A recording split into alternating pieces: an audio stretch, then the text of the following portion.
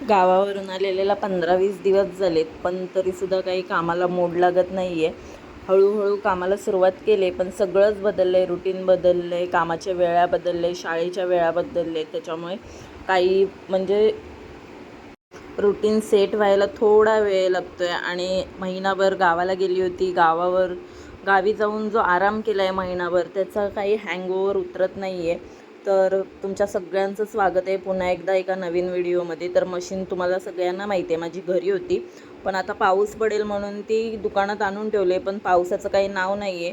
पण चला, मशीन मी आणून ठेवले. तर ऑइल वगैरे काढलं होतं आणताना, तर ते त्याच्यामध्ये टाकून घेतलं ऑइल.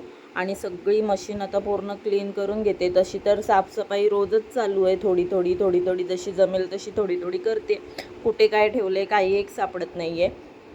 तर ती सफाई झाल्याच्यानंतर मी घरी गेली आणि परत काही यावंसं वाटलं नाही. तर दुसऱ्या दिवशी मी आले. त्याच्यानंतर मी एका कस्टमरच्या गावी जायच्या अगोदर 4 गाऊन शिवून दिल्या होत्या, तर त्यांना त्या थोड्याशा लूज होत होत्या.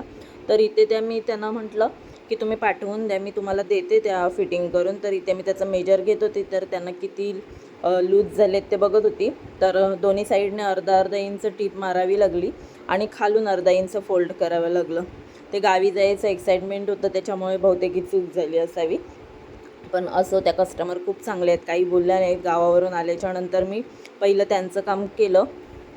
सगळे जे 4 गाऊन आहेत त्यांनी मापाला पण एक दुसरी गाऊन पाठवली होती, तर त्याप्रमाणे त्यांना ते फिटिंग करून दिल्या.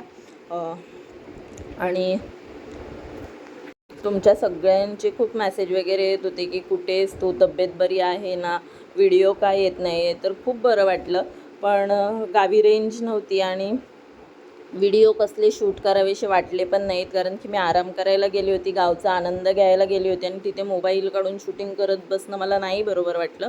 नेक्स्ट टाईम जाईन तेव्हा नक्की व्हिडिओ शूटिंग करेन. पण आता मुलांच्या ह्याच्यामधून पण नाही जमलं व्हिडिओ वगैरे करायला. आणि महिनाभर प्रॉपर आराम केला आहे. जवळजवळ 1.5 वर्षाने अशी भरपूर दिवस राहण्यासाठी गावी गेले होते. माझ्या दुसऱ्या डिलेवरीसाठी मी गावी गेले होते, ते शेवटचं. त्याच्यानंतर काही गावी जाणं झालंच नव्हतं. म्हणजे मी गेले गावी, पण 1-2 दिवसासाठी, असं खूप दिवस राहण्यासाठी नव्हती गेली. आता खूप मन मुराद राहून घेतलं आहे गावीने. आता कामाला सुरुवात केलेली आहे, पण एवढा काही स्पीड अजून लागलेला नाही आहे कामाला.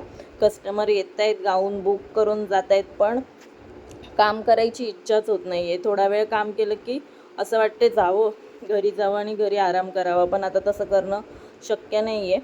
तर इथे कामाला सुरुवात केली. बऱ्याच जणींनी म्हणजे असे गाऊनचे फोटो वगैरे पाठवून मला सांगितलं आहे की या गाऊनची कटिंग दाखवा, त्या गाऊनची कटिंग दाखवा. तर जरा माझा हँगओव्हर उतरला की नक्की त्या गाऊनचं कटिंग दाखवेन. आणि आता थोडासा प्रॉब्लेम झाला आहे, म्हणजे मिस्टरची जी नोकरी आहे तीसुद्धा बदललेली आहे. त्याच्यामुळे मला जास्त वेळ शूटिंग वगैरे करायला जमत नाही आहे.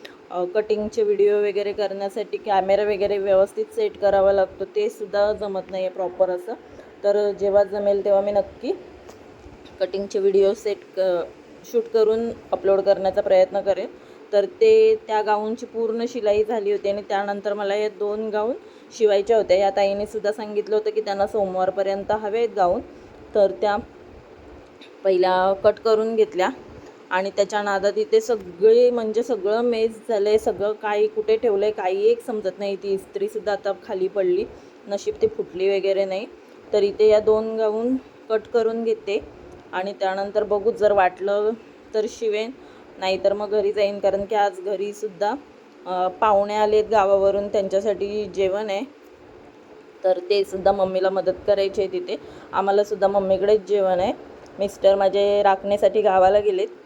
तर मी, श्लोक आणि रुद्रांश आमच्या तिघांसाठीच जेवण आहे. ते इथे तयारी चाललेली आहे. या नवीन लोक बसलेली आहेत वडे काढायला शिकण्यासाठी, पण त्यांना काही जमत नाही आहे, त्यांचे वडे पण फुगत नाही आहेत आणि त्यांना टाकायला पण भीती वाटते. तर ह्या दोघींचं करून झाल्याच्यानंतर मी आणि मम्मी बसलो होतो वडे करायला. आमच्याकडे याला वडे म्हणतात, तुमच्याकडे काय बोलतात ते मला नक्की कमेंट करून सांगा. आम्ही चिकनसोबत खातो किंवा मटण वगैरे त्याच्यासोबत खातो. कोकणात हे खूप फेमस आहेत. तर आजचा ब्लॉग इथेच एंड करते. तुम्हाला कसा वाटला ते मला नक्की कमेंट करून सांगा. आणि याच्या पुढे रेग्युलर व्हिडिओ येत राहतील. तर चॅनलवर नवीन असाल तर सबस्क्राईब करा आणि जर व्हिडिओ आवडला असेल तर मला तसं कमेंटमध्ये नक्की सांगा. कटिंगचे व्हिडिओसुद्धा थोड्या दिवसात येतील. आजच्या पुरतं एवढंच. भेटूया पुन्हा एकदा नवीन व्हिडिओमध्ये. तोपर्यंत स्वतःची काळजी घ्या आणि माझे व्हिडिओ रोज बघत राहा. बाय.